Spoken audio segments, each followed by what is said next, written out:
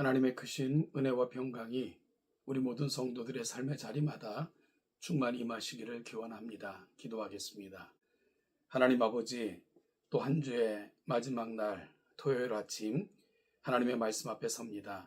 교모하게 우리의 한 주간의 삶을 살피고 말씀으로 점검받고 새로운 한 주를 예배 자리에서 시작하는 그 준비하는 귀한 날 되게 하옵소서.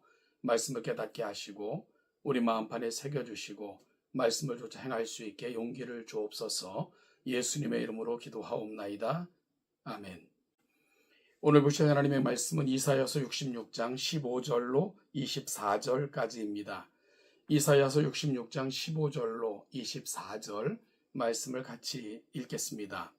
보라, 여호와께서 불에 둘러싸여 강림하시리니 그의 수레들은 회오리바람 같으리로다. 그가 혁혁한 위세로 노여움을 나타내시며 맹렬한 화음으로 책망하실 것이라. 여호와께서 불과 칼로 모든 혈육에게 심판을 베푸신즉 여호와께 죽임 당할 자가 많으리니 스스로 거룩하게 구별하며 스스로 정결하게 하고 동산에 들어가서 그 가운데에 있는 자를 따라 돼지고기와 가증한 물건과 쥐를 먹는 자가 다 함께 망하리라. 여호와의 말씀이니라.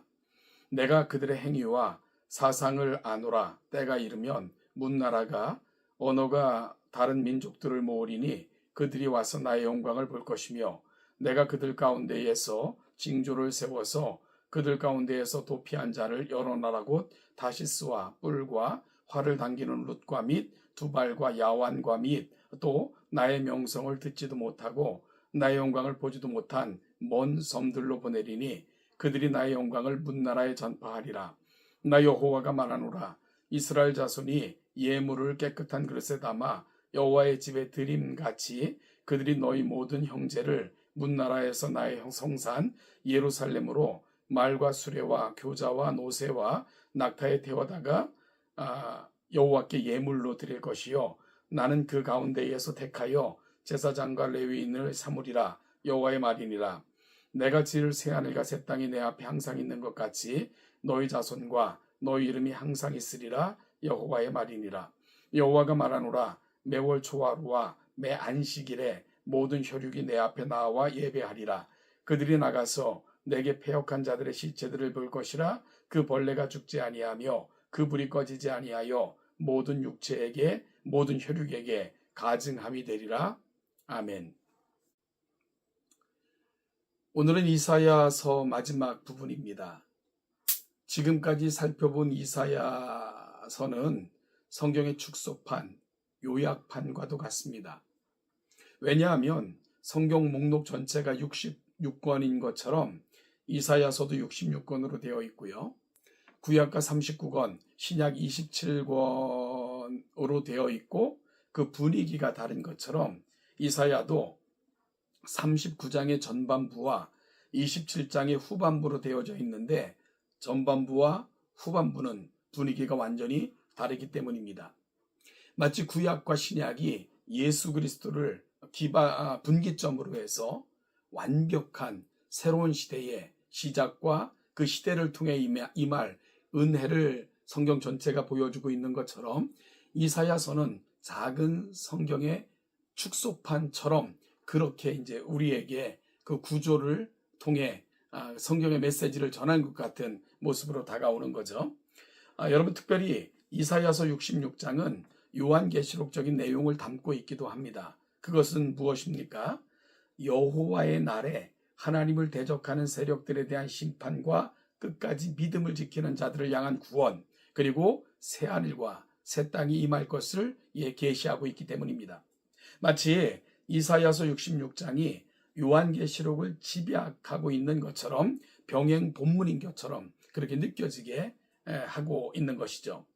저자가 분명히 서로 다르고 그다음 이사야가 기록된 지 수백 년이 흐른 다음에야 계시록이 쓰여졌음에도 불구하고 내용이나 주제에 있어서 유사점을 보인다는 것, 우리에게 깊은 깨달음을 제공합니다. 바로 성경은 한 분 하나님에 의해 기록되어졌다는 것과 하나님의 말씀은 어떤 상황에서도 결코 변개함이 없이 성취된다는 사실을 보여주고 있는 겁니다. 여러분이 이 사실을 기억하면서 하나님의 말씀에 대해서 좀 더 깊은 경외심을 갖고 오늘 내가 읽고 담는 그 말씀은 반드시 성취된다는 확신으로 말씀 앞에서는 저와 여러분들이 될 수 있기를 소망합니다. 오늘 본문을 보시면 심판과 구원에 대한 메시지가 교차적으로 언급되고 있습니다. 여호와의 날이 임하면 여호와께서 불에 둘러싸여 강림하실 것입니다. 수레들은 회오리바람 같을 것이고 맹렬한 화염으로 책망하실 것입니다. 모든 혈육을 대상으로 불과 칼로 심판을 베푸셔서 죽임을 당한 자가 무수히 많게 될 것이라고 말씀하고 있는 것이지요. 여러분, 이와 같은 조짐이 보이거나 그 광경을 목격하게 되면 우리는 어떻게 해야 합니까? 바로 언제 이와 같은 일이 임할지, 그리고 나도 그 시점에 설 수 있다는 것을 깨닫고 오늘 우리를 살피면서 하나님께로 부지런히 돌아가는 회개하며 하나님 앞에서는 그런 모습을 보여야 된다는 겁니다. 여러분, 그런가 하면 문나라와 언어가 다른 백성들을 모으셔서 하나님의 영광을 보게 될 것이라고 말씀하십니다.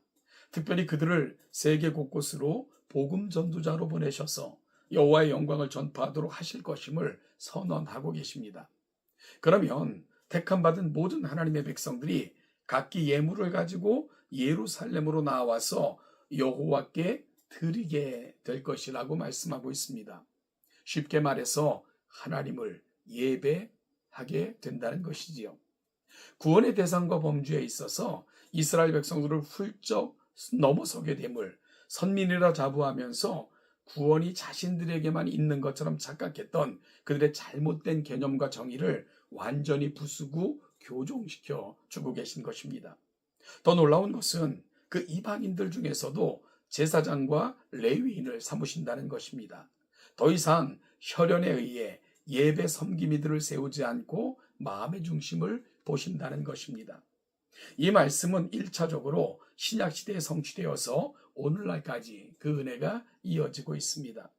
우리가 이와 같은 말씀을 접할 때마다 보여야 되는 건전한 반응은 여러분 크게 두 가지입니다. 하나는 심판에 대한 경각심을 가지고 자신의 삶에 회개할 부분은 없는지 깊이 자신을 성찰함과 동시에 정말 가족이나 지인 중에 아직도 복음을 모르는 자들에게, 즉 불신자들에게 복음을 전해야 되는 중차대한 마음의 자세를 갖추어야 된다는 것입니다.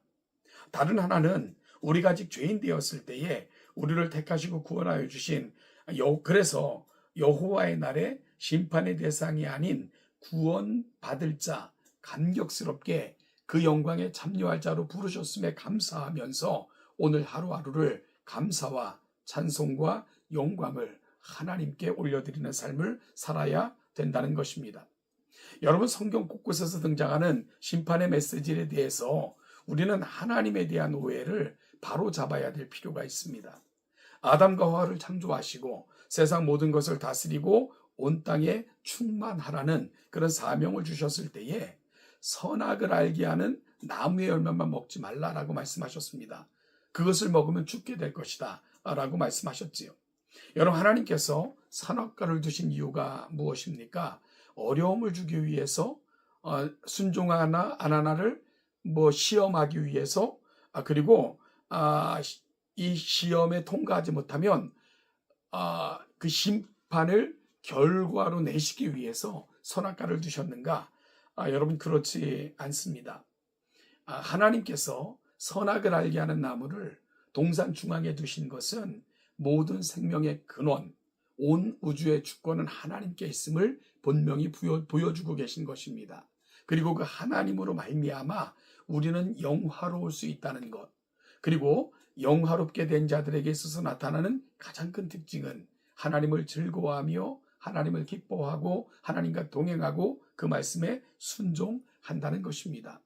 그리고 하나님께서는 이와 같은 관계성을 통해서 하나님의 영혼을 우리에게 허락하시고 하나님의 충만을 우리에게 부어주시며 하나님의 풍요로우심을 우리가 누리도록 살게 하시는 것입니다.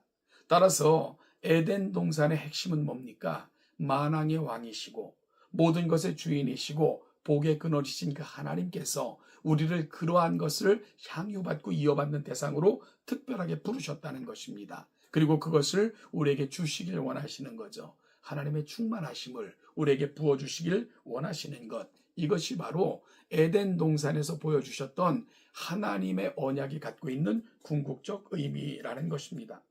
여러분, 따라서 오늘 이사야서의 말씀을 마무리하면서 여호와의 날, 그 날에 대한 개념을 다시 마음에 담고 마무리했으면 좋겠습니다. 그날은 심판의 날일 것입니다.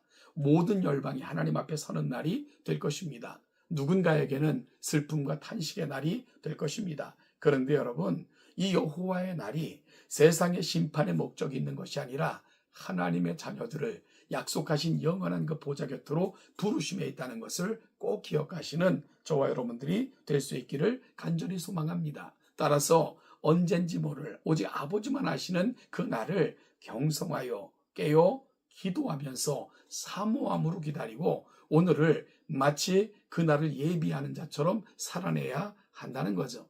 그럴 때 하나님께서는 불언간에 오셔서 약속하신, 정말로 우리를 하나님의 형상대로 창조하시고 약속하신 그 무한한 복과 충만을 우리에게 부어 누리게 하실 것입니다. 이 은혜를 기억하시면서 오늘을 살아 승리하시고 여호와의 영광 앞에 거하시는 우리 동천의 모든 성도들 되시기를 주님의 이름으로 축복합니다.